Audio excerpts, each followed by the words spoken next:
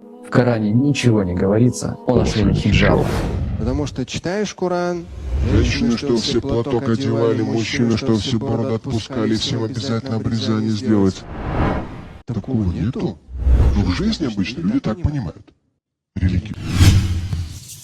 سطر و حجاب امروز انسان‌های پیدا می‌شوند که موافق خواهش‌های خودشان و خواهش‌های نفسانیشان فتوای پیدا می‌کنند. می‌گویند که در کجای قرآن و یا سنت رسول الله صلی الله علیه و سلم درباره حجاب آمده است و خودشان را فریب می‌دهند. 6 حکمت حجاب.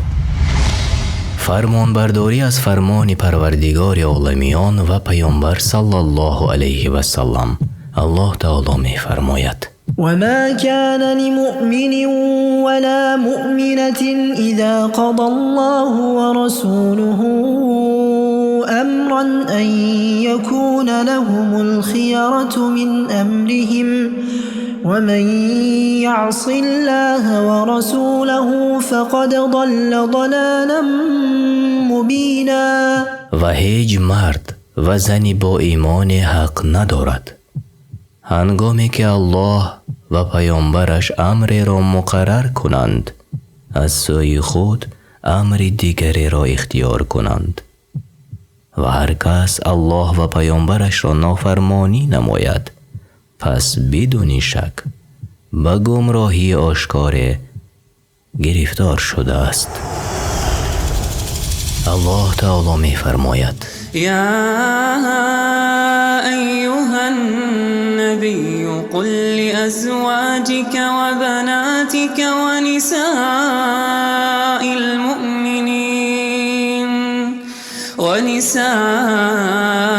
المؤمنين يدنين عليهن من جلابيبهن. ای پیامبر به همسرانت و دخترانت و زنان مؤمنان بگو چادرهای خود را بر خویش فرو افکنند، یعنی با آن سر و صورت و سینه هایشان را بپوشانند. الله تعالی می فرماید: ومن يطع الله ورسوله فقد فاز فوزا عظيما.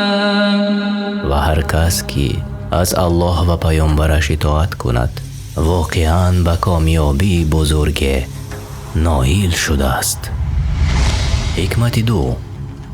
حجاب راه است برای حفاظت کردن پاکی دلها، چون اگر چشم نبیند دل آرزو نمی کند. الله تعالی می فرماید: و هنگامی که چیزی یعنی از وسایل زندگی خواستید پس از آنان یعنی زنان پیامبر از پشت پرده بخواهید، این کار برای دلهای شما و دلهای آنان پاکیزه تر است. حکمت 3. راه است برای پیشگیری کردن از فساد، چون زنان خودشان را با این حجاب که الله تعالی فرمان داده است نپوشانند، باعث زیاد شدن فتنه و فساد می شود. حکمت 4.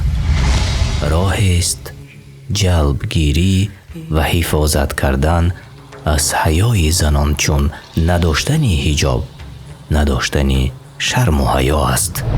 پیامبر صلی الله علیه و سلم فرمودند: حیا و ایمان نزدیک یکدیگرند که یکی از آنها از بین برود دیگری نیز از بین می رود.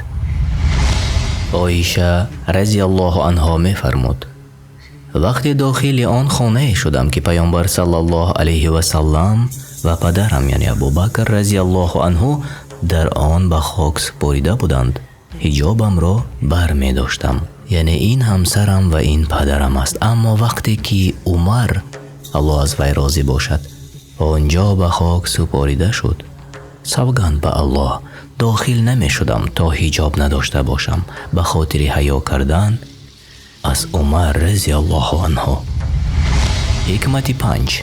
حجاب یکی از نشانه های ایمان است، چون وقتی الله تعالی به زنان فرمان می کند که خودشان را به حجاب بپوشانند نامهایشان را به مؤمنان می برد چون این نشانه ایمانشان است که فرمان برداری میکنند. وقتی چند تا از زنان بنی تمیم پیشی عایشه رضی الله عنها با لباس تنوک در تن داشته بودند آمدند، عایشه مادرمان الله از او راضی باد فرمودند اگر شما با ایمان باشد این لباسی ایماندار نیست، یعنی آن لباسی تنوک را در نظر داشتند. حکمت 6 راه است برای حفاظت کردن از انسان‌های بد، چگونه ای که الله تعالی می فرماید ذلك ادنى این مناسب تر است تا شناخته شوند پس مورد آزار قرار نگیرند. بعضی از زنهایی که نمیخواهند حجاب ببر کنند فتوای عالمان را میکوبند که به میل و خواهش های آنان فتوا میگویند. одевали мужчины, что все бороды отпускали, всем обязательно обрезание сделать. Такого нету? В Коране ничего не говорится о این ношении تنها хиджаба. خودفریبی است. الله تعالی را دعا میکنیم که ایمان ما و زنهایمان را و کل مؤمنان را کامل بگرداند تا اسلام را و شریعت اسلام را به پرگی در دل توانیم قبول کنیم.